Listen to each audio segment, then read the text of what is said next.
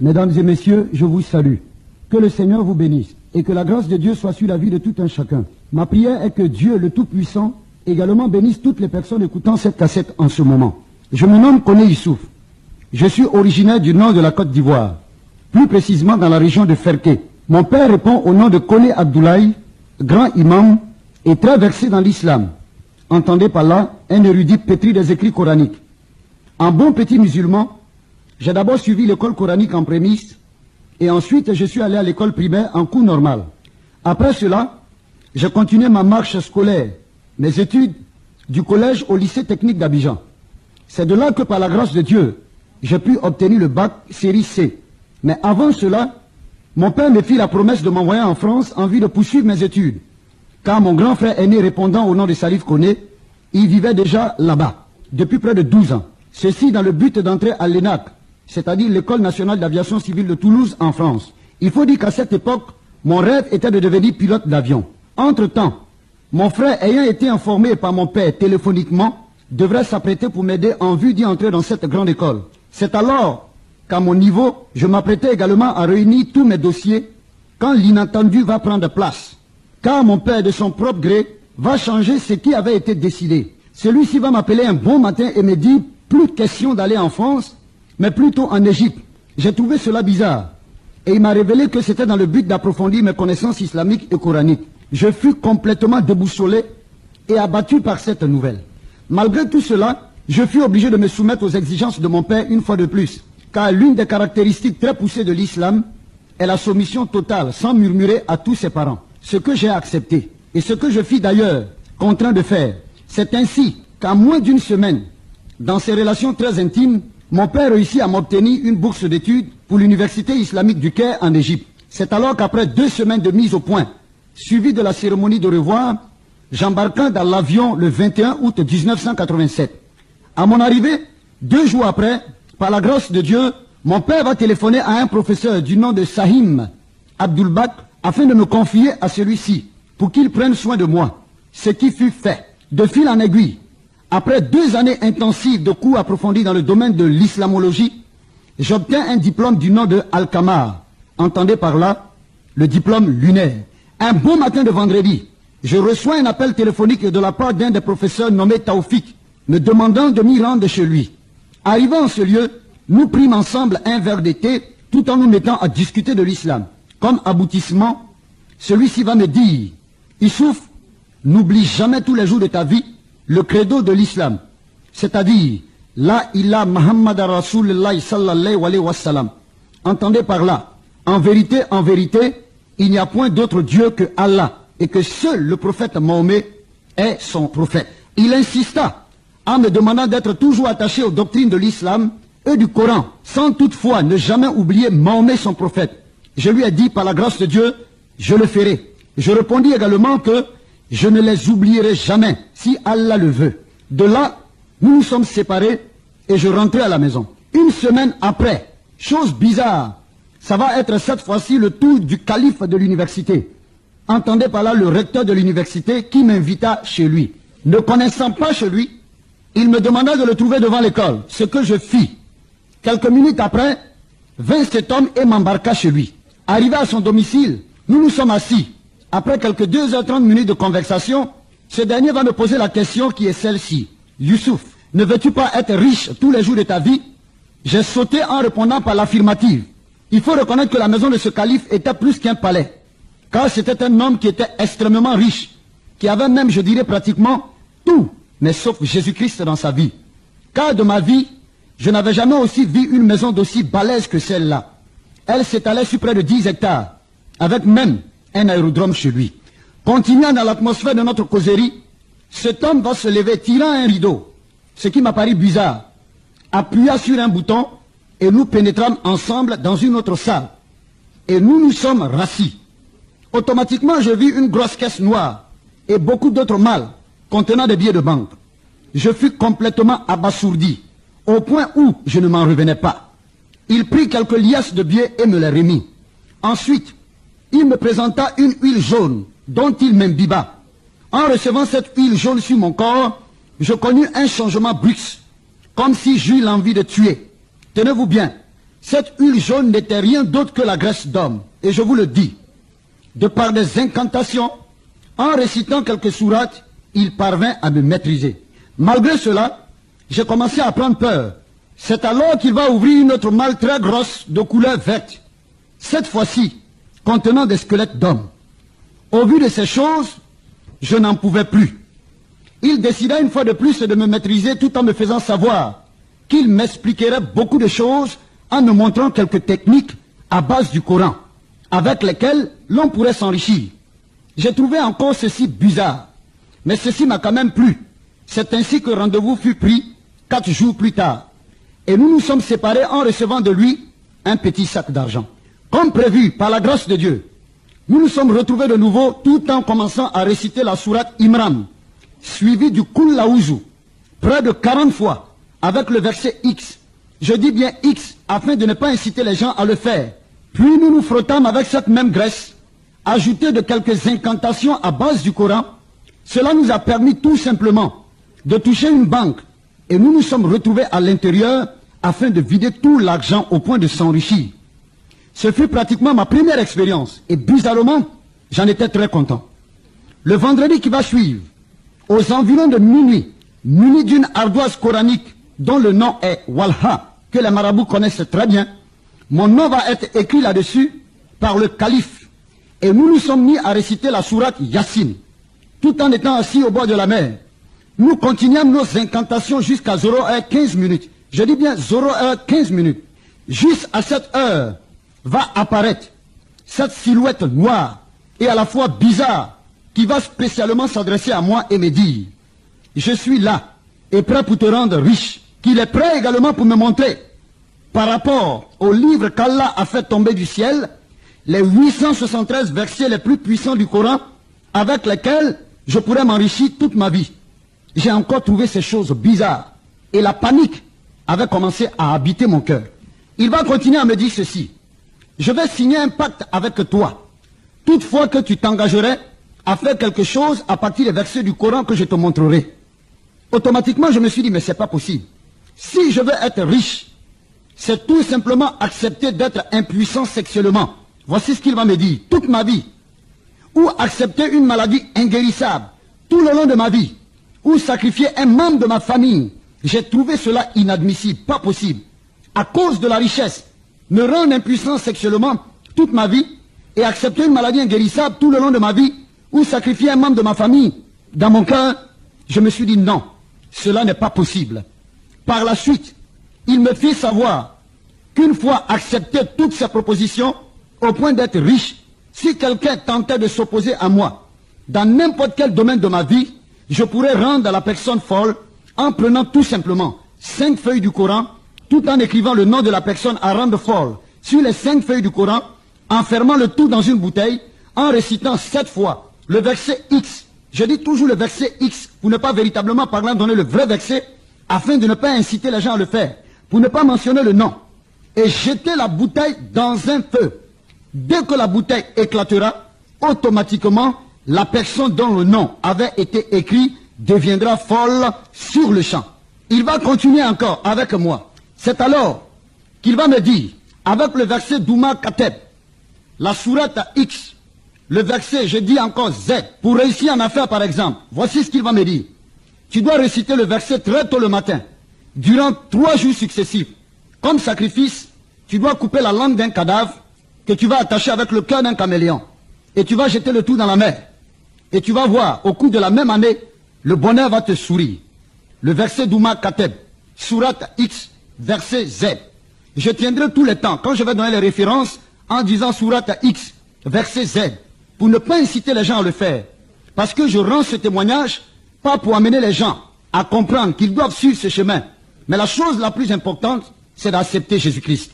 Il va continuer encore pour me dire, lorsque tu auras besoin de beaucoup de biens matériels, il te faudra réciter les sourates Douma, verset Z, près de 37 fois, dans un cimetière, et au cours de la nuit profonde. Et au bout de tout cela, offrir en sacrifice la tête d'un muet et le sexe d'une vierge. Je ne m'en revenais pas en écoutant ces paroles. Il va continuer encore, au point de me dire, si tu veux avoir suffisamment d'argent, il va te falloir acheter 1 mètre de tissu, coton blanc, et offrir le sang d'un fils unique ou d'une fille unique en sacrifice. 3 litres de sang. Enterrer un bœuf noir dans un trou vivant. Écrire le verset de la sourate sur un tableau et se laver avec pendant 5 jours. J'ai commencé à trembloter sur moi-même. Et voyant encore cet être, cette silhouette noire, en train d'insister. Et finalement, il va me dire, malgré toutes les propositions qu'il me fit, il finit par me dire, si je tiens rapidement à voir toutes ces choses s'accomplir, je me dois d'accepter, 1, de couper mon pouce gauche ou une partie de mon corps, soit mon premier fils, au cas où je me marierai, ou tout simplement accepter que mon cou soit goitré tous les jours de ma vie, durant toute mon existence. Malgré toutes ces propositions, j'ai tout refusé, sans toutefois savoir pourquoi. C'est alors qu'il va appeler Seydine, qui était juste à côté de moi, afin de converser avec lui.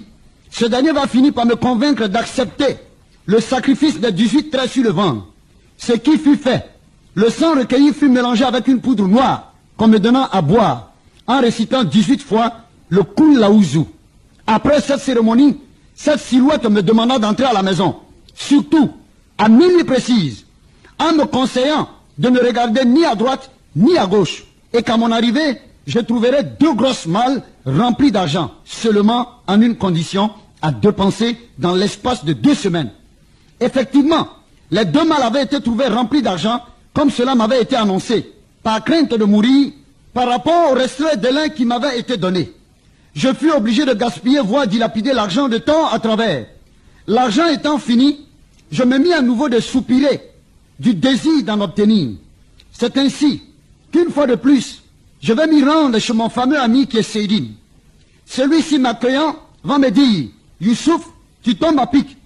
Car aujourd'hui, la grande cérémonie mondiale à la cabane X, croyez-moi, c'est une maison indescriptible, connue de tous les plus grands hommes d'affaires et commerçants du monde.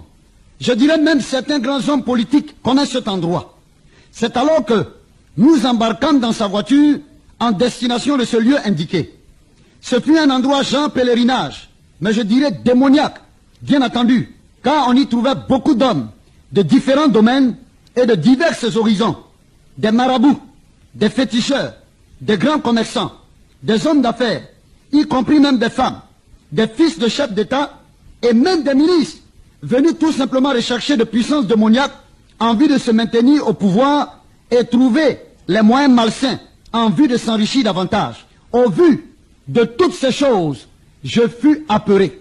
C'est alors qu'on demanda à toutes ces personnes pénétrant dans le temple de la cabane X de bien vouloir s'asseoir autour d'une grande table très immense qui s'étendait à perte de vue. D'au moins, main dans la main, un grand cercle fut formé en récitant près de 12 heures de temps ce fameux mot Amfade Sahal Bir, Amfade Sahal Bir, Amfade Sahal Bir, qui jusqu'aujourd'hui me paraît bizarre, car j'ai jamais eu l'occasion de connaître le sens de ce mot. Après les 12 heures de temps passées en récitant cette fameuse phrase, une calebasse nous a été présentée d'une eau coagulée, ayant les traits du sang humain. Que Dieu m'en garde, car jusqu'à ce jour, je n'ai pu détecter si est-ce vraiment du sang humain ou pas. Seul Dieu le sait. Ce qui est sûr, à tour de rôle, chacun but et reçut une portion, tenez-vous bien, des 873 versets du Coran, je dirais même les plus terribles, y compris les techniques de mise en pratique. C'est ainsi qu'après toutes ces choses, étant convaincu d'être rempli de toutes ces stratégies et initiations, au point de s'enrichir, j'en étais très très fier. C'était aussi très mal connaître le plan du diable, car Satan ne fait rien pour rien. C'est alors que Seydine et moi décidâmes de retourner à la maison avec notre carnet d'adresses, bien rempli de contacts de certaines personnes que nous avons rencontrées au temple de la cabane X. Une semaine après, vint le jour des remises de diplômes de notre école, c'est-à-dire de notre université. Habillés en tenue de circonstance, c'est-à-dire en grand boubou, par la grâce de Dieu, la cérémonie fut belle et réussie, et chacun des étudiants reçut en supplément de l'argent. Heureux que j'étais, je pris l'engagement d'appeler mon père pour lui dire que mes études ont réussi, et que par la grâce de Dieu, très très bientôt, je serai au niveau d'Abidjan. C'est alors que je vais prendre l'avion et embarquer au niveau d'Abidjan, Arrivé à Abidjan, j'arrive dans un quartier qu'on appelle Trècheville, dans une des cours de mon père, située derrière une église catholique. Malheureusement, arrivé, je n'ai pu trouver ni mon père ni ma mère, car ceux-ci étaient allés à Ferké. Heureusement, par la grâce de Dieu, j'ai trouvé quelques cousins et frères qui m'ont accueilli tout en me demandant les nouvelles. Ce que j'ai fait par la grâce de Dieu. C'est alors que j'ai décidé, par rapport à l'absence de mes parents, de patienter quelques 3 jours avant d'aller les rejoindre au niveau du Ferké. 3 jours après, dans mes balades, je vais rencontrer une de mes anciennes amies de lycée. Et tenez-vous bien, cette dernière, pendant que nous étions encore à l'école, fut une grande droguée. Elle était bizarre quand je la connaissais dans le temps. Mais chose étrange, je l'ai trouvée complètement changée et complètement renouvelée. Quand j'eus l'occasion de lui poser cette question, qui est l'auteur de ce changement? Elle me répondit tout simplement que c'était Jésus. Et cela m'a encore touché le cœur. Parce que pour tout bon musulman, on interdit à tout bon musulman de ne point jamais accepter que Jésus est le Fils de Dieu. Car pour le musulman, Dieu étant l'absolu, ne peut jamais du tout s'accaparer d'une femme, excusez-moi, au point d'y avoir des rapports afin de pouvoir avoir un enfant. C'est tout simplement dit que lorsque j'étais encore musulman, je comprenais cela sur le plan charnel. Avec cet ancien camarade, nous avons commencé à bavarder quelques minutes et après, elle a demandé à prendre rendez-vous avec moi les 2 jours qui allaient suivre, c'est-à-dire à 10 heures des 2 jours qui allaient suivre. Et comme prévu, nous nous sommes retrouvés et la jeune fille me proposa de sortir du cadre familial afin de discuter avec moi. Nous avons marché jusqu'à la rue 12. C'est une des rues les plus populaires d'Abidjan, située dans un quartier qu'on appelle Trècheville. Et arrivé au niveau de cette rue, nous avons pris l'engagement de pouvoir nous asseoir dans un restaurant libanais qu'on appelait Shawarma. Et de là, nous avons commencé à discuter. En ce thème, la sœur, l'ancienne amie va me dire, connais, je voudrais te parler d'un homme. Cet homme t'aime beaucoup. C'est un homme qui est bon. Et il est merveilleux. Impatient, j'ai voulu connaître le nom de cette personne. Elle reprit en me disant que cet homme veut faire beaucoup de choses avec toi. C'est un homme, malgré tes problèmes, malgré tes difficultés, il sera toujours à ton secours. Je n'avais rien compris. Comme n'en pouvant plus, elle insista. Elle a commencé à créer encore la famine, le désir en moi, tout simplement dans le but de pouvoir connaître qui était cet homme. J'ai insisté également dans le but de pouvoir savoir. Elle a enlevé de sa poche un prospectus qu'elle m'a donné. Et ce prospectus, après 10 ans, par la grâce de Dieu, je l'ai encore jusqu'aujourd'hui. C'est ensuite que par la suite, elle va me dire, cet homme dont je te parle, cet homme qui t'aime tant, cet homme qui veut faire de grandes choses avec toi, n'est autre que Jésus-Christ de Nazareth. Quand j'ai entendu le nom de Jésus au niveau de mon oreille, cela a résonné comme une bombe. Et sur le champ, je me suis mis dans une colère inqualifiable. Et j'ai porté la main sur la sœur. Je l'ai bousculée. La table qui était au milieu de nous avait été cassée en face. Et j'ai poussé un cri. Quand je me suis ressaisi, j'ai relevé la tête. Croyant voir la sœur, je ne l'ai plus vue. Mais je tenais toujours entre mes mains le prospectus qu'elle m'avait donné. J'avais été choqué. Je me suis remis. Et par la grâce de Dieu, de retour à la maison, j'ai voulu prendre l'initiative de lire le prospectus, mais je me suis retenu. À 15 heures, j'ai voulu lire à nouveau, je me suis retenu. De même jusqu'à 18 heures. Mais ce n'est que la nuit, dans le silence, que j'ai décidé enfin de prendre connaissance de la belle histoire relatée dans ce prospectus. Bien-aimés, écoutez-moi très bien, mesdames et messieurs. Vous qui écoutez cette cassette, le problème aujourd'hui n'est pas de dire que je suis musulman, que ma mère est musulmane, que mon père est musulman. Mais le problème est de te poser la question de savoir s'il arrivait, je ne le souhaite pas, que tu arrives à mourir aujourd'hui. Est-ce que tu es sûr que tu es sauvé? Est-ce que tu es sûr que l'islam est capable de te garantir le salut, sinon la vie éternelle? C'est ce que nous allons voir. Ma prière est que le Seigneur puisse t'éclairer afin que tu puisses véritablement parler en comprendre. Et quand j'ai pris l'engagement d'ouvrir le prospectus dans le but de pouvoir le lire, voici ce qui s'est passé. Il y avait une belle histoire. C'est cette histoire que je vais vous raconter.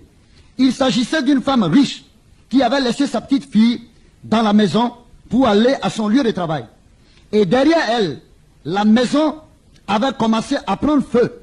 Et dans cette maison se trouvait cette petite fille. Or, voici que le feu va commencer à consumer la maison. Et l'incendie remarqué par la voisine fut immédiatement signalé par cette dernière aux sapeurs-pompiers. Arrivé sur les lieux, il s'avouait vaincu, car incapable ou ne désirant pas risquer la vie pour sauver la petite qui était à l'intérieur de cette maison. La mère de l'enfant, ayant été tenue informée, vint sur les lieux, alarmée, et décida de braver les flammes pour tout simplement sauver son enfant. Le chef des sapeurs-pompiers voulut s'opposer à cette décision, qui est pour lui une folie de la part de cette dame.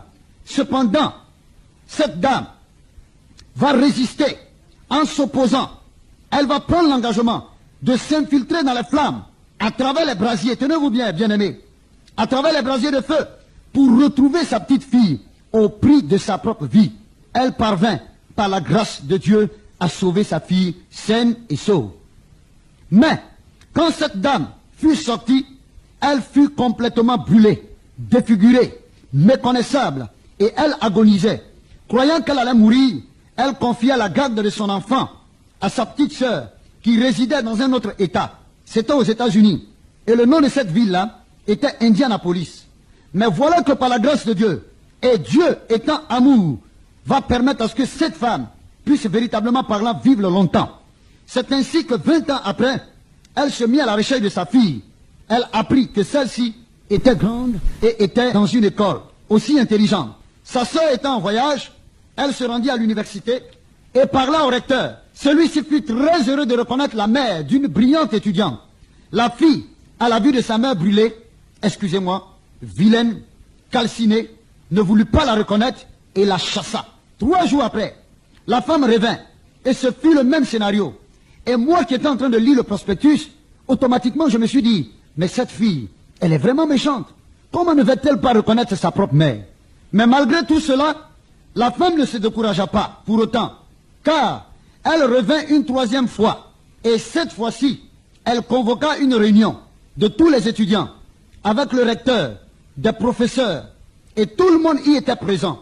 C'est alors que cette bonne dame va prendre la parole et va s'adresser à sa fille, au milieu de ses collègues étudiantes et au milieu de ses collègues étudiants, y compris le recteur de l'université et ses professeurs. Cette bonne dame va ouvrir la bouche pour dire, ma fille, aujourd'hui, ne veux-tu pas reconnaître que je suis ta propre maman? Aujourd'hui, tu m'abandonnes. Aujourd'hui, tu ne me reçois pas. Tout simplement parce que j'ai été brûlé. Tout simplement parce que j'ai été calciné par les feux. Mais laisse-moi te dire une chose. Si tu savais tout simplement que c'était à cause de toi que j'ai subi ce sort, tu serais en train d'y arriver dans mes bras et en train de m'embrasser. La bonne dame insista. Ma fille, je t'aime. C'est à cause de toi que j'ai été victime. C'est à cause de toi que j'ai été brûlé. C'est à cause de toi que j'ai été défiguré. À cause du fait que la bonne dame était en train d'insister, tout simplement pour amener la fille à reconnaître qu'elle l'était et qu'elle est sa propre mère, tout d'un coup, la fille a commencé à tomber. Elle a coulé les larmes. Elle a pleuré. Et quand elle s'est ressaisie, elle s'est relevée, elle a dit, maman, pardonne-moi, car je ne savais pas. Maman, je t'en supplie, pardonne-moi, car je ne savais pas. La fille est tombée, elle s'est relevée encore une fois de plus, elle a embrassé sa maman, elle a fait les accolades à sa maman. Après avoir fini de lire ce prospectus, j'ai commencé moi aussi à couler les larmes, parce que j'ai senti cette histoire merveilleuse. J'ai senti cette histoire très intéressante, mais chose bizarre, j'ai commencé à couler les larmes. Je me suis dit, oh Dieu merci, de ce que la fille a reconnu sa propre mère. Pendant que j'étais dans ma chambre, couché sur le lit, j'entends au niveau de la porte, coq, coq, coq, coq, coq, coq, après de 3 reprises. Tenez-vous bien, c'était la merveilleuse sœur que j'avais connue, avec qui nous avons eu des discussions par rapport à Jésus-Christ qui était derrière la porte. Quand j'ai ouvert la porte et que je l'ai croisée, j'ai commencé à continuer de pleurer. Ne pouvant pas retenir mes larmes, je suis tombé au-devant d'elle. J'étais à genoux, comme un petit enfant. Et tout d'un coup, elle a levé la main qu'elle a imposée sur ma tête. Elle a dit, Seigneur, voici le mot que j'ai entendu, donne-lui ta paix. Donne-lui ta paix. Et croyez-moi, depuis mon existence sur cette terre, quand cette sœur m'a imposé la main sur la tête, je n'ai jamais expérimenté cette paix que je venais à peine d'expérimenter quand elle a posé la main sur ma tête. Et j'ai senti des frissons en moi. j'ai senti comme le Saint-Esprit m'avait visité. La joie de Dieu a commencé à remplir mon cœur. Elle a relevé ma tête. Elle m'a regardé droit dans les yeux. Elle m'a dit, Youssouf, sur le plan spirituel, cette fille te représente. Et sur le plan spirituel toujours, cette femme représente Jésus-Christ de Nazareth. C'est à cause de toi que Christ est mort. C'est à cause de toi que Jésus-Christ a accepté de se sacrifier sur la croix du calvaire. Tout simplement, si tu veux l'accepter, la gloire de Dieu va te visiter. Si tu veux l'accepter, Dieu va te donner la vie éternelle. Si tu veux l'accepter, le reconnaître comme ton Seigneur et ton sauveur personnel, tu seras sauvé. Le paradis dont tout le monde parle, Jésus tient cela entre ses mains. Bien-aimé, je me suis senti abattu dans mon fort intérieur. J'ai commencé à trembloter. Cette sœur m'a tenu, main dans la main. J'ai ouvert la bouche, je lui ai dit, je suis prêt à accepter Jésus-Christ de Nazareth. Elle a prié pour moi. Elle m'a amené à confesser mes péchés, à demander pardon au Seigneur, que je ne savais pas. J'étais dans une attitude d'ignorance. Elle m'a conduit. Elle a prié pour moi. Elle m'a imposé les mains.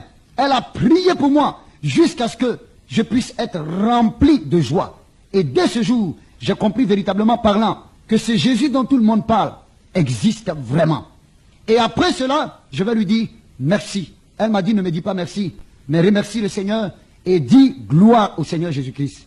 J'ai dit gloire au Seigneur Jésus-Christ. Elle m'a posé la question de savoir, que vas-tu faire maintenant? Je lui ai dit, effectivement, par la grâce de Dieu, mon père m'a expédié au niveau de l'Égypte afin d'aller poursuivre mes études coraniques. Mais quand je suis arrivé, voici ce que le Seigneur va faire. Dieu va t'utiliser avec le prospectus que tu m'as donné, que j'ai lu, et voici maintenant que ma vie est transformée. Et franchement, j'ai compris que Jésus-Christ est vrai. Parce que actuellement où je te parle, je sens sa paix, sa joie dans mon cœur. Elle a commencé à sourire.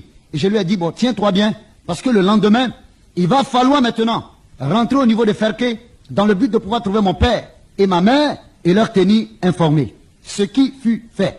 C'est alors que, le lendemain, cette même sœur qui m'avait évangélisé, qui m'avait donné le prospectus, va me démontrer encore l'amour de Dieu en se retrouvant chez moi à la maison très tôt le matin, dans le but de pouvoir m'accompagner à la gare d'Abidjan à Gamé, prendre le car en direction de Ferké.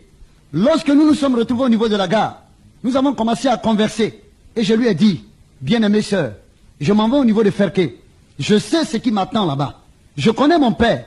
Je sais qui il est. C'est un fougueux. S'il apprend que je suis devenu chrétien, en tout cas, ça va très très mal tourner. Et tenez-vous bien, la sœur a lâché un mot biblique. Elle m'a dit, connais Youssouf, je sais en qui j'ai cru. Va, car la grâce de Dieu est avec toi. J'ai insisté pour lui dire, je m'en vais. Maintenant, je suis seul. C'est vrai que je viens à peine d'accepter Jésus-Christ, mais je compte sur lui. Et s'il te plaît, je te prie de prier pour moi. Cette sœur a enlevé un Nouveau Testament, elle m'a donné. C'était la première fois de ma vie de toucher à une portion biblique. Elle m'a encore dit, je sais en qui j'ai cru. Va-t'en, la grâce de Dieu t'accompagne. J'ai pris mon ticket, je suis monté dans le car. Et comme je l'ai si bien dit, j'ai pris mon ticket et je suis monté dans le car. Et cette sœur m'attendait là. Quand je suis monté dans le car, le signal a été donné par le chauffeur. Destination maintenant Ferké-Sédougou. J'allais. Étant dans le car, la sœur avait levé la main en me disant au revoir, jusqu'à perte de vue, avec un sourire. Et finalement, elle a fini par me dire, je sais que tu viendras avec une bonne nouvelle. J'ai dit, ok, Dieu seul le sait. Arrivé à Ferké, la nouvelle se répandit comme une traînée de poudre, que le fils de l'âge connaît est venu. L'accueil de la maison fut très chaleureuse. On tuait même un mouton dans le but de pouvoir m'accueillir. Mon père étant absent, ma mère m'a reçu avec joie, entouré de tous mes cousins et de mes cousines, parce que la majeure partie de mes frères n'étant plus au niveau de l'Afrique. Quelque temps après, mon père fit son apparition. Il me reçut en me faisant les accolades. Tellement content, il a commencé à m'embrasser. Tellement content, il a commencé à me toucher de la tête jusqu'aux pieds. Tellement content, de sa bouche, je ne faisais qu'entendre. Youssouf mon fils, Youssouf mon fils, que Dieu te bénisse. Youssouf mon fils, que Dieu te bénisse. Et mon père s'est rassis. Après avoir fini de déguster quelque chose, lui et moi, après avoir bu du bissap, une boisson africaine, bien entendu, mon père maintenant va se rasseoir et me dit, mon fils, je suis très très content de toi. Donne-moi les nouvelles. C'est alors que je vais ouvrir la bouche et dire à mon père également que je suis très très content de lui. Parce que j'ai fait ce qu'il m'a demandé. Il m'a demandé d'aller dans le pays des Arabes, étudier le Coran. Et que je suis arrivé, tout s'est bien passé. Mon père a commencé à sourire. Il a même appelé ma maman. Il a demandé à ce que ma maman puisse s'asseoir à côté de moi. Et mon père dit à ma maman, viens écouter ton fils. Il vient avec de bonnes nouvelles. Et c'est alors qu'il va encore me demander l'après-nouvelle. Les nouvelles qui sont derrière la nouvelle que je venais de donner. J'ai commencé à avoir peur. J'ai commencé à cultiver la crainte dans mon cœur. Et tout d'un coup, je me suis ressaisi. Et maintenant, je vais dire à mon père, je dis, papa, c'est vrai que par la grâce de Dieu, je suis allé étudier le Coran. Mais quand je suis arrivé, il y a quelque chose qui s'est passé au niveau de ma vie, au point où ma vie a été transformée. Mon père a commencé à sourire, parce qu'il n'avait pas compris mon langage. Pour lui, j'étais devenu un homme transformé, certainement, à cause des connaissances du Coran. Mais c'est pas ce que je voulais dire. J'ai encore pris l'engagement, et j'ai prié dans mon fort intérieur, en disant, dans mon fort intérieur, Jésus sauve-moi, car je vais dire la vérité. Je prends la parole, ma mère étant assise à côté de moi. Je regarde mon père droit dans les yeux, je lui dis, papa, la transformation qui s'est opérée dans ma vie, quand je suis arrivé, c'est que j'ai accepté Jésus-Christ de Nazareth. Je suis devenu chrétien. Tout d'un coup, mon père va se lever. Il va me regarder en me posant la question de savoir, mon fils, qu'est-ce que tu viens de dire? Est-ce de toi que j'entends cette parole? Mon père dit qu'il ne croit pas. De répéter encore la même chose. Je dis à mon père, effectivement, je vais te répéter ce que je viens de dire. Je suis devenu chrétien. J'ai accepté Jésus-Christ de Nazareth. Mon père s'est levé et il a demandé au gardien de la cour où il est de lui donner une cravache, une chicotte. Et mon père va me poser la question pour la 3e fois. Mon fils, qu'est-ce que tu dis? Je dis, papa, je suis devenu chrétien. Tout d'un coup, celui-ci va se lever. Il va prendre la chicotte qu'il avait en main. Il va commencer à me battre comme un petit enfant. Commencer à m'insulter, me traiter de tous les mots en disant, Kuidangarakaban, c'est notre langue en djoula, ce qui veut tout simplement dire que tu es maudit. Et par la suite de cela, il va appeler ma maman, commencer à la bousculer en disant à ma maman, prends ton fils, ton oiseau de malheur, prends ton fils, excusez-moi le terme, ton bâtard, voici ce qu'il a dit, prends-le, et vous deux, quittez de ma maison, allez où vous voulez. Mon père a commencé à pousser ma maman, c'est là où j'avais été touché, et j'ai attrapé sa main, pour lui dire, papa, je te respecte beaucoup, mais je voudrais te demander pardon. Quand tu as connu ma mère, je n'y étais pas. La seule chose que je te demande, c'est de laisser tout simplement ma maman tranquille. Si tu veux, tu peux me foutre à la porte. Mon père m'a regardé, il a dit à ma maman de s'asseoir. Et moi, il m'a chassé. Pendant que je sortais, quand j'ai atteint le seuil de la maison, mon père me rappelle en me disant, Issouf, reviens. Quand je suis revenu, il m'a regardé droit dans les yeux. Il était 23h30. Il m'a dit, il se fait tard. À cette heure-là, il n'y a pas de possibilité pour toi pour que tu puisses partir au niveau d'Abidjan. Donc ce que tu vas faire, ta chambre est encore là, tu vas rentrer dans ta chambre, tu vas dormir tout simplement, et demain par la grâce de Dieu, tu vas te lever très tôt, et tu vas partir. C'était une astuce, écoutez-moi très bien. Cela m'avait paru bizarre, mais comme mon père a parlé, et puis effectivement comme il se faisait tard, je me suis dit que j'allais tout simplement prendre l'engagement de pouvoir dormir, afin de pouvoir partir. Entre-temps, ma mère était en train de pleurer. Mon père m'a remis les clés, j'ai ouvert la chambre. Je suis entré, j'ai fait le lit à l'intérieur. J'ai ouvert les fenêtres, j'ai commencé à dormir. Ma maman continuait tout le temps de pleurer. Elle s'est approchée au niveau de la fenêtre. Elle a dit, oh mon fils, que Dieu te soutienne. Oh mon fils, que Dieu te soutienne. J'ai regardé ma mère, la regardant dans les yeux, je l'appelais par son nom. Et je lui ai dit, Awa, s'il te plaît, va rejoindre ton mari parce que tu ne sais pas ce qui se passe en ce moment. Ma maman a baissé la tête. Elle m'a tenu la main, elle a dit, mon fils, quel que soit ce qui se passe, tu es mon fils et je te soutiens. J'ai supplié ma mère, je lui ai dit, va dormir, parce que j'ai juste 5 heures de temps pour dormir et me lever très tôt afin de pouvoir repartir sur Abidjan. Je remets mon sort dans les mains de Dieu. Ma maman s'est retirée, elle est allée, elle est revenue. Je lui ai dit, maman, s'il te plaît, va rejoindre ton mari. Elle a dit, mon fils, je ne pourrai pas. Quand bien même que je vais rentrer dans la chambre, mais je ne vais pas dormir. Je vais prier Allah. Je lui ai dit, ok, va prier ton Allah, mais laisse-moi. Mais je crois que par la grâce de Dieu, je remets mon sort entre les mains de Dieu. Et entre-temps, quand ma mère est partie, j'ai fermé la porte, étant à l'intérieur. Je me suis rassuré également de fermer les fenêtres. Je vais commencer à dormir. Et 1 heure de temps après, voici ce que je vais entendre. Des pas d'hommes, des hommes qui arrivaient en vitesse. Et je commençais à entendre des bruits de fer, des bruits de bois. Et tout d'un coup, je vais entendre la voix de mon propre père qui va dire, venez, monsieur, venez s'il vous plaît. Il est dans cette chambre-là. C'est mon propre fils. Il m'a déshonoré. Voici ce que je vais vous demander. Prenez de l'essence, mettez dans la maison, déposez au-dessus de la maison et allumez le feu. Mais j'avais été complètement déboussolé quand j'ai entendu la voix de mon propre Père, celui-là que Dieu a utilisé comme canal, dans le but de pouvoir me permettre de venir au niveau de ce monde, pour tout simplement, à cause du fait que j'ai accepté Jésus-Christ, mon Père demande à ce qu'on dépose de l'essence sur le toit de la maison, et sur même tous les alentours de la maison, afin de brûler la maison. J'ai commencé à prendre peur. Et étant dans cette maison, j'ai commencé encore à crier. Je dis, oh Jésus, sauve-moi. Oh Jésus, sauve-moi. Et tout d'un coup, j'ai senti, sur ordre de mon Père, les gens verser de l'essence et ils ont allumé le feu. La maison a commencé à prendre feu. Et j'étais dans cette maison. J'ai dit, oh Jésus, sauve-moi. Oh Jésus, sauve-moi. Tous les alentours de la maison a commencé à prendre feu. Et de l'extérieur, j'entends la voix de mon Père qui dit, c'est mon fils, il m'a déshonoré. Il a déshonoré le nom de Koné. À partir d'aujourd'hui, je le maudis, je le renie, et il n'est plus jamais mon fils. La maison commençait à brûler. J'étais à l'intérieur. Et tout d'un coup, je me suis arrêté. J'ai levé la tête vers la toiture de la maison. Et j'ai dit, mais Seigneur Jésus-Christ, ton affaire est compliquée. Il y a tout simplement 4 jours que je viens de t'accepter. Mais regarde la situation que je vis.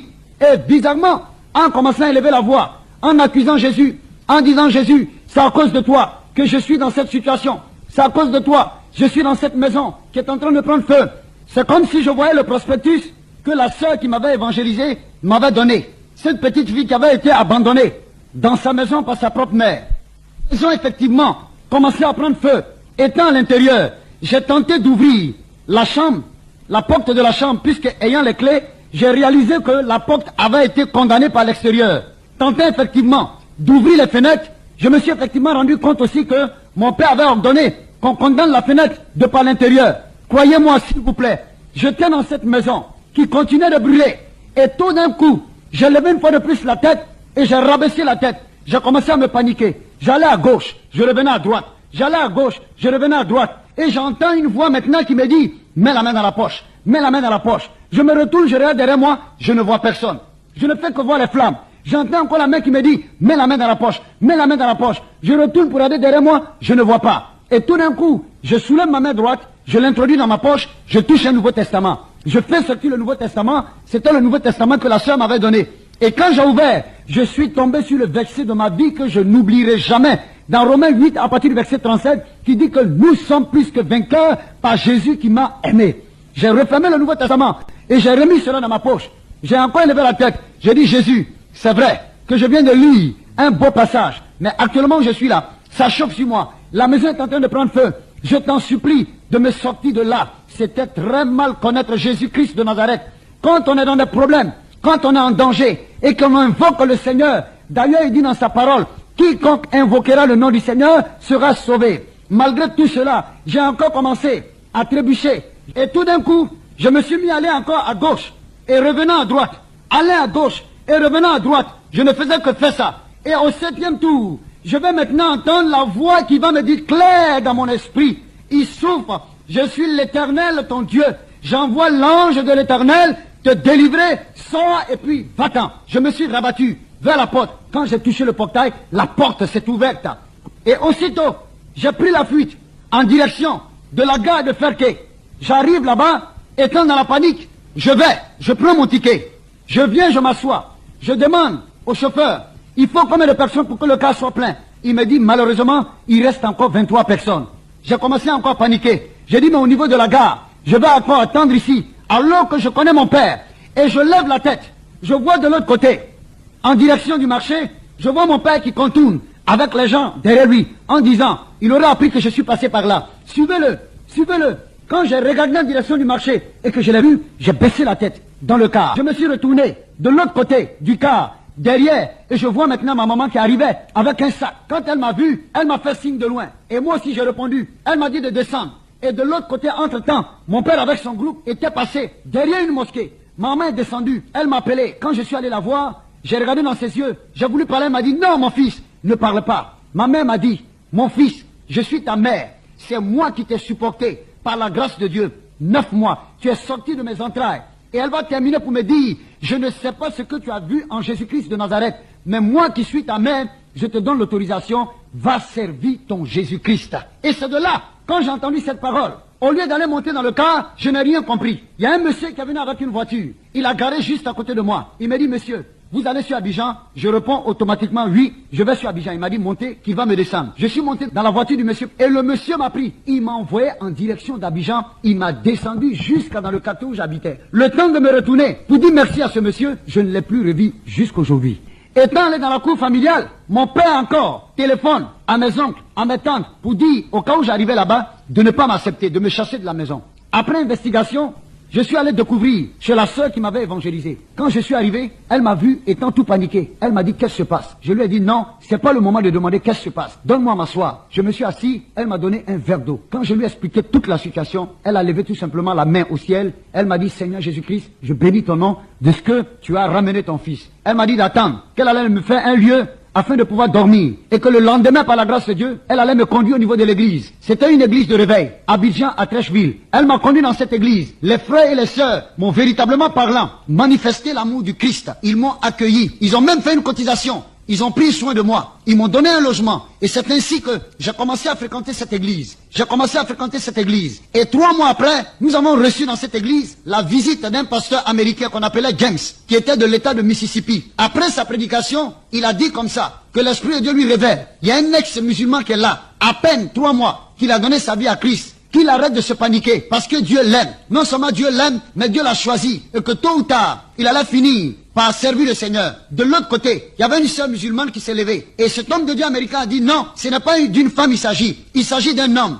Il allait plus loin en disant qu'il est assis derrière. Actuellement où je parle, il a peur. Il sent même des frissons dans son cœur. Et la sœur qui était de l'autre côté, assise à côté de moi, elle dit, connais, je sais qu'il s'agit de toi. Lève-toi. Et moi aussi, je lui ai répondu par l'affirmative en disant que, effectivement, il s'agit de moi. Je me suis levé, cet homme a prié pour moi. Et il a demandé à me voir après le culte. Après le culte, quand il m'a vu, il s'est entretenu avec moi. Il m'a donné des paroles d'encouragement. Et il m'a dit de persévérer. Et que par la grâce de Dieu, que je finirai tôt ou tard par voir le miracle de Dieu dans ma vie. C'est comme ça que je suis devenu chrétien. Et j'ai commencé à suivre les enseignements bibliques au niveau de l'église. Cette sœur que Dieu a utilisée était tout le temps à mes côtés. Elle m'encourageait. Elle priait pour moi. Elle me soutenait dans tous les domaines de ma vie. Jusqu'au point où j'ai été baptisé. Et quelque temps après, j'ai commencé à grandir dans cette atmosphère chrétienne. Les frères et les sœurs continuaient de me démontrer leur amour. Et 2 années plus tard, une révélation encore va sortir au niveau de l'église en disant que j'avais été choisi parmi ceux qui devaient aller au niveau de l'école biblique, c'était au Nigeria, afin de suivre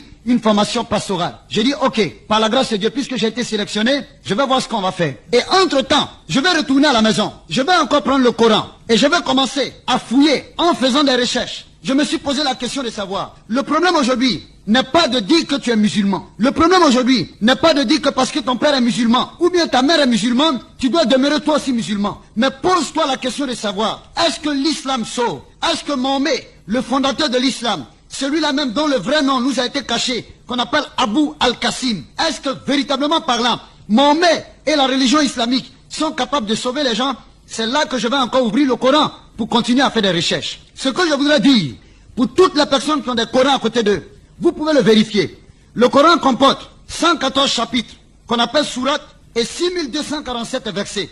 Et l'islam croit en un seul Dieu qu'on appelle Allah et à son prophète nommé Sayyidina Muhammad Rasulullah. Ça veut dire que paix et miséricorde soient sur le prophète Mahomet. Parce que le mot Mahomet veut dire le glorifié. Sinon le véritable nom de Mahomet c'est Abu al-Qasim. Et je continue de faire mes recherches au niveau du Coran. C'est alors que je vais prendre la sourate Baqarat, la deuxième sourate du Coran, au verset 130, où il est dit en arabe, Kulluhu amana billahi wa mal isila ilayna wa mal isila Allahu Ibrahima wa Ismaila wa Isaka wa Ankuba wallahi sebatu wa mai itiya Musa wa Isa minuhu musulmina. Ce qui veut dire en français, la vérité au sujet de ton Seigneur est descendue vers toi. Crois au livre que Dieu a donné à Abraham, à Ismaël, à Isaac, à Moïse, et le livre de l'Injil qu'on appelle l'évangile qui parle tout simplement de Jésus. Voici ce que le Coran me dit. En faisant mes recherches, le Coran, de par la sourate Baqarat,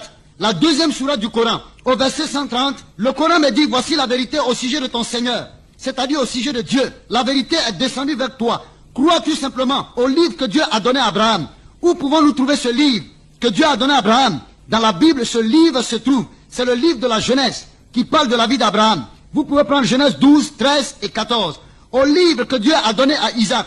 Effectivement, ce même livre se trouve dans la Bible, dans le livre de la Genèse. À Moïse, Le livre de Moïse se trouve dans le Pentateuque, dans la Bible, et le livre de l'Injil, en arabe qu'on appelle l'évangile qui parle de Jésus-Christ. Où pouvons-nous trouver ce livre? C'est tout simplement dans la Bible et dans le Nouveau Testament. Voici un point, une indication que le Coran me donne. Je continue mes recherches. Je prends la 100e sourate, le verset 6, 7, 8, où il est écrit Inna lisana lirabihe yakanuhun wa inaho allazalika la shahidun wa inaho lubei kreidun la shahidun. Ce qui veut dire en français, c'est-à-dire en vérité, l'homme est ingrat et pécheur devant son Dieu et lui-même en est témoin. Automatiquement, voici encore un verset du Coran qui m'amène à comprendre que homme, qui que tu sois, quel que soit le degré de ta couleur, tu es ingrat vis-à-vis de Dieu, ce qui veut tout simplement dire que tu es pécheur.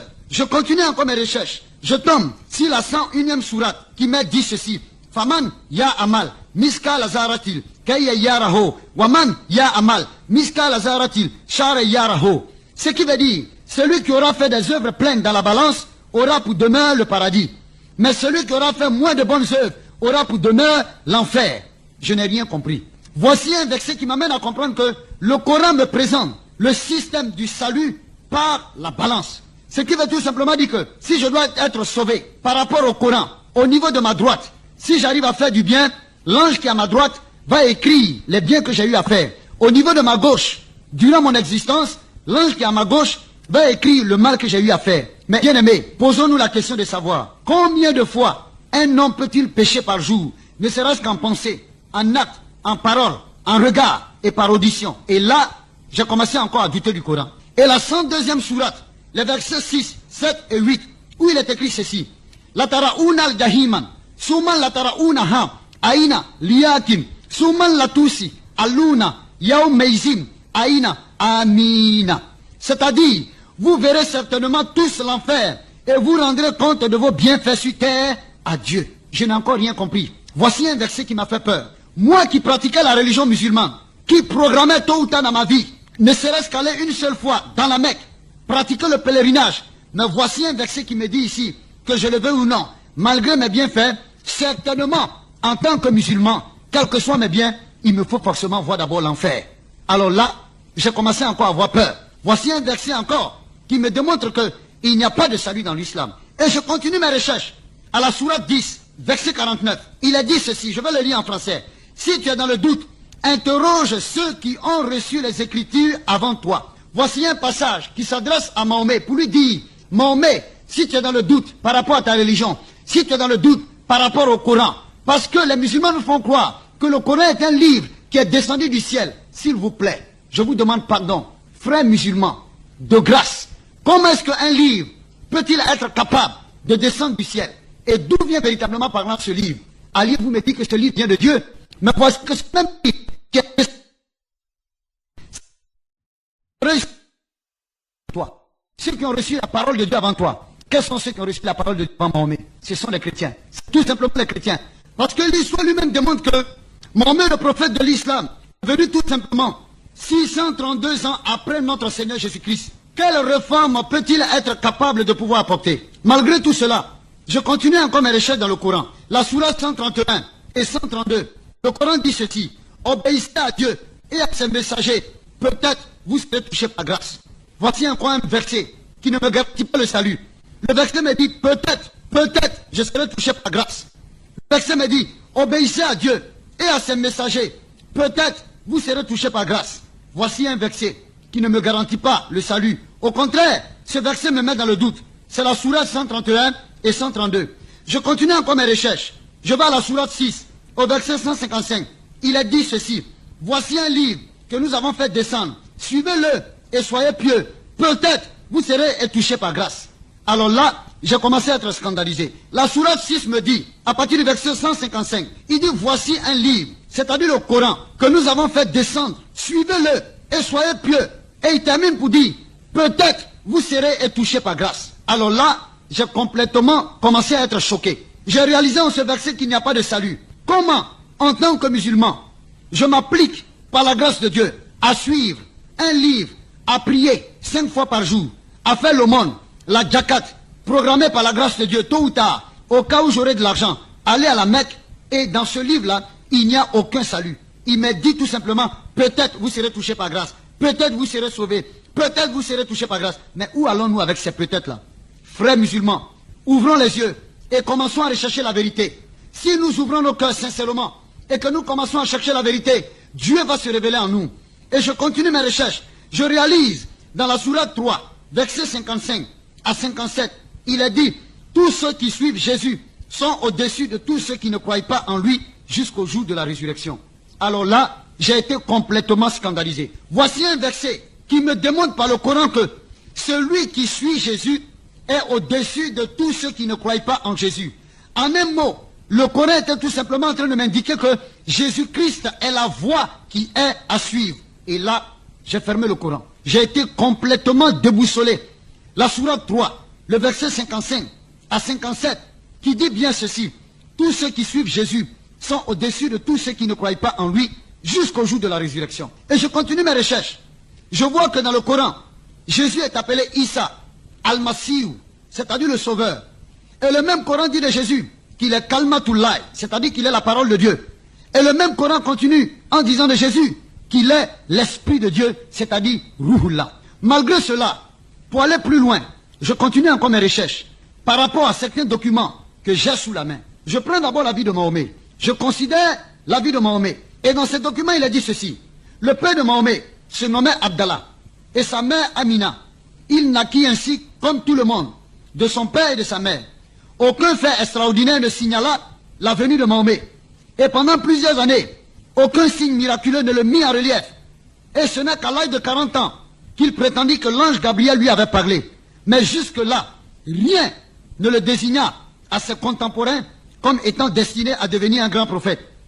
Il est vrai que quelques-uns des musulmans racontent de merveilleuses histoires sur la naissance de Mahomet, mais les musulmans, ceux-là même qui cherchent véritablement parlant la vérité, finissent d'abord par comprendre qu'entre Mahomet et Jésus-Christ, il y a une différence. Nous allons d'abord voir, lorsque nous prenons la 19e sourate, dans la sourate Mariama, au verset 18, d'après le Coran de Kassimirski, nous lisons que lorsque l'ange Gabriel apparut à Marie, elle en fut si terrifiée qu'elle dit, « Je cherche un refuge auprès du miséricordieux. » Gabriel lui répondit, « Je suis l'envoyé de ton Seigneur, chargé de te donner un fils saint. » Comment, répondit-elle, aurais-je un fils? Aucun homme n'a jamais approché de moi. Et je ne suis point une femme dissolue. Il répondit, il en sera ainsi. Ton Seigneur a dit, ceci est facile pour toi. Il sera notre signe devant les hommes et la preuve de notre miséricorde. Le Coran nous montre clairement que Gabriel vint de la part de Dieu pour annoncer d'avance à Marie la naissance de Jésus-Christ et qu'elle l'enfanta sans avoir connu aucun homme. Nous trouvons encore dans la 21e sourate, les prophètes, verset 91, où il est dit ceci. Souviens-toi aussi de celle qui avait conservé sa virginité et en qui nous soufflâmes une partie de notre esprit. Nous la constituâmes avec son fils, un signe pour l'univers. Frères musulmans, vous dites que le Coran est la parole de Dieu. Vous serez donc obligés de reconnaître que Jésus est né d'une façon merveilleuse.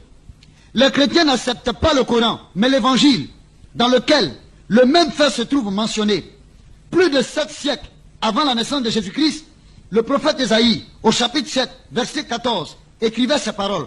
Voici, la vieille sera enceinte, elle enfantera un fils et elle lui donnera le nom d'Emmanuel, ce qui signifie Dieu avec nous. Le récit de l'accomplissement de cette prophétie se trouve dans l'évangile, Luc 1, 28, 36, et est ainsi conçu. L'ange étant entré dans le lieu où était Marie lui dit, je te salue, toi à qui une grâce a été faite, le Seigneur est avec toi. Troublé par cette parole, Marie se demandait ce que pouvait signifier une telle salutation. L'ange lui dit, ne crains point, Marie, car tu as trouvé grâce devant Dieu. Et voici, tu deviendras enceinte, et tu enfanteras un fils, et tu lui donneras le nom de Jésus. Il sera grand, et sera appelé fils du Très-Haut. Et le Seigneur Dieu lui donnera le trône de David son père.